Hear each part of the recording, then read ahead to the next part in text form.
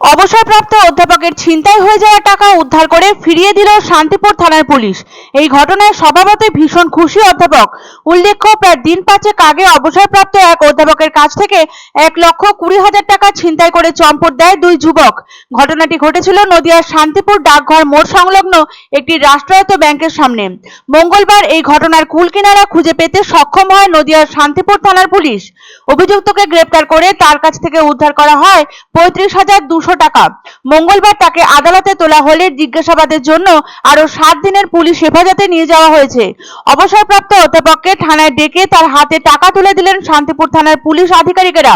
গত 4 জুলাই দুপুরবেলায় নদিয়ার শান্তিপুর ডাকঘর মোড় সংলগ্ন একটি রাষ্ট্রায়ত্ত ব্যাংক থেকে টাকা তুলেছিলেন অবসরপ্রাপ্ত অধ্যাপক অতীন্দ্রনাথ ভট্টাচার্য। এরপর রাস্তায় বেরোতেই একটি কালো মোটরবাইক নিয়ে দুই যুবক অধ্যাপকের হাত থেকে টাকার ব্যাগ ছিনতাই করে নিয়ে পালিয়ে যায়। ঘটনার আকস্মিকতা হতভম্ব ও হতাশ হয়ে পড়েন তিনি। অবিলম্বে শান্তিপুর থানার দ্বারস্থ হয়ে সম্পূর্ণ ঘটনা পুলিশকে জানান তিনি।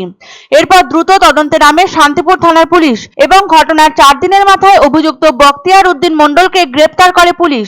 জানা গিয়েছে, ধৃতের বাড়ি নদিয়া চাপড়া থানা এলাকায়।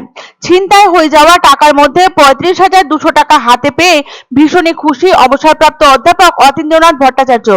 এই টাকা যে ফেরত পেতে পারেন সেটা কল্পনাও করেননি তিনি।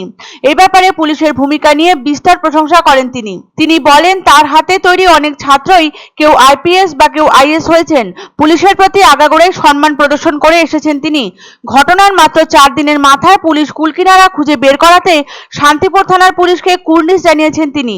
উল্লেখ্য, সম্প্রতি কিছুদিন ধরে শান্তিপুর থানা এলাকায় ঘটছে একের পর এক চুরি এবং ছিনতাইয়ের ঘটনা। পুলিশের 24 ঘন্টা কড়া নজরদারির পাশাপাশি শহরের বিভিন্ন এলাকায় রয়েছে সিসিটিভি ক্যামেরাও। কিন্তু এত কিছুর পরেও চুরি ছিনতাইয়ের মাধ্যমে চলছে দুষ্কৃতীদের দৌরাত্ম্য।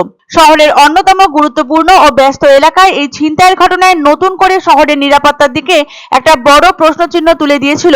পুলিশ প্রশাসনের ভূমিকা নিয়েও ক্ষোভ দেখা গিয়েছিল অনেকের মধ্যে। মঙ্গলবার অবসরপ্রাপ্ত অধ্যাপকের ছিনতাই হয়ে যাওয়া টাকা উদ্ধার করে ফিরিয়ে দিয়ে আরও একবার পুলিশ প্রশাসনের প্রতি জনগণের বিশ্বাস ফেরাতে সক্ষম হলো শান্তিপুর থানার পুলিশ।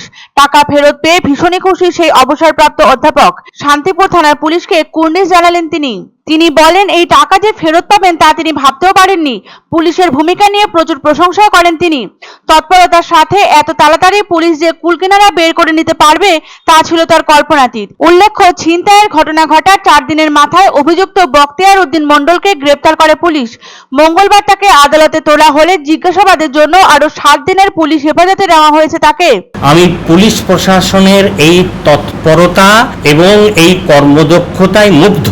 এরা এই রকম ভাবে যদি অপরাধীদের নিয়ন্ত্রণ করেন তাহলে শান্তিপুর এবং পার্শ্ববর্তী অঞ্চল অপরাধমুক্ত হবে এবং আমার মতন পেনশনভোগী এবং বয়স্ক মানুষরা নিরাপদ বোধ করবেন।